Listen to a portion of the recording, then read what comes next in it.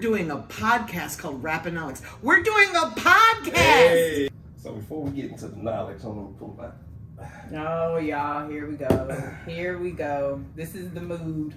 Yeah, of course, man. It's the genius around here. We got Sexy Shauna, we got Super Producer Blaine, and we got the genius. And this is Rappinolics. We're the Wu-Tang of podcasts, you know what I'm saying? You done pulled a sign out. I cannot. Shout out to Wendy for buying me that sign. Yes. All right, so let's talk about, like, from an artist standpoint, right? Okay. As far as trademarks go, like, where do you think somebody should start? The number one thing they need to do is go and do a trademark search and see who's using it. For sure. Because the one thing that Wendy has told us plenty of times is that whoever uses it first in commerce is the person that's going to win should a lawsuit come up.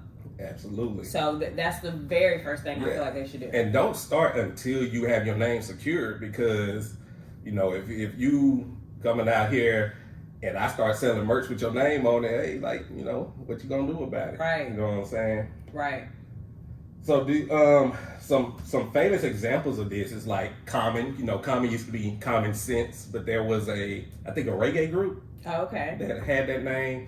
Biggie, he couldn't use Biggie Smalls because somebody else was using it, so that's how we got the Notorious B.I.G. Mm-hmm. You know any other examples like that? I know more recently Clubhouse was actually sued by a company out of Arizona. Oh, They're really? called The Clubhouse. Yep. Yeah. And when I was reading up on it, one of the interesting things was that Clubhouse is actually valued at $4 billion, but they have no registered trademark and they're not registered anywhere in the States. So really? I thought that was, so just ground zero.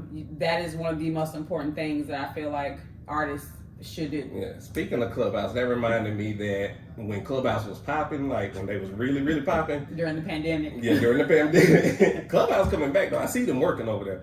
But there was a movement because people were like, all these black people are blowing up Clubhouse, but it's a white-owned thing, so we need our own thing. Mm-hmm. So another app popped up, or was about to. It was called The Cookout.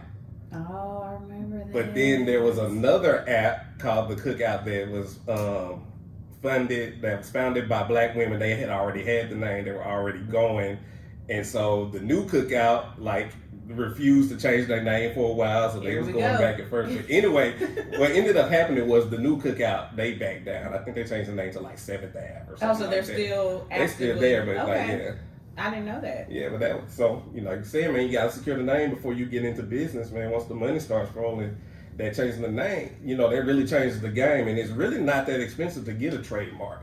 So depending on what state you're in, it can be between $225 and $600 plus your legal fees. That's not bad at all. Yeah. No, I didn't know it wasn't. And if you only want to trademark in one state, it can be between like $50 and $150. But I feel like if you're gonna do business, man, get it, you know, nationwide, get you covered. And y'all, please just try not to use a common product name. Like, don't call yourself Bentley Jones. or just anything like that. Because that's just remember who was it?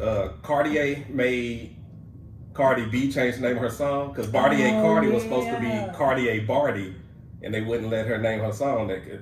Cartier, from what I understand, what I read, is like one of the strictest companies as far as like protecting their trademark, and they don't want to devalue their brand. It's just super important, you guys. Like, with everything else that we know you have to deal with, and you have to make sure you check it off your list, this is one possibly the most important, because you never know when that one instance is going to change you from being, you know, just whoever in your city to the biggest, you know, name in the country. So just make sure you have things like this already taken care of. Exactly. What's the website? It's uspto.org. .gov, I'm sorry, uspto.gov. That's the United States Patent and Trademark Office. And you can go on there. They have a trademark search. You can go and check the name and, you know, do your due diligence before you just start calling yourself Mercedes, you know. Right. And remember, Wendy also reminded us that the law is about who can afford the best lawyers in this game. So if you don't have the money to go up against whoever you're trying to name yourself after, or you find out when you do a trademark search, you know, that another bigger company has it already, we just suggest you go ahead and figure out something something better. And the good thing about federal trademarks is they last pretty much forever. You do have to renew it every 10 years, but that's just the price of doing business. Right. So I really just want to drill down to all the up and coming artists, like make sure you secure. Ain't that right, super producer Blaine? That's it. Did I mention that he got promoted to super producer? Because he was just producer Blaine, but he got so make promoted. sure you guys address him when y'all see us out in these streets. The first ever podcast super producer. The first ever, the biggest. Great. Am I gonna get sued for saying the biggest? Oh, I don't know. There's the other, I don't know. I take it back. Yeah. But just remember, guys, you want to protect yourself because right or wrong, it's all about the money, man. Whoever started using it first in commerce is gonna win. Whoever has the money to fight, they're gonna win. So protect yourself before you get down these streets, because we really want to see you win. Right. All right. So I think we short and sweet. I think we covered it, man. You ready to ride out? I am. All right. Well, as always, the Raponomics podcast is executive produced by Wendy Day, the legendary Wendy Day.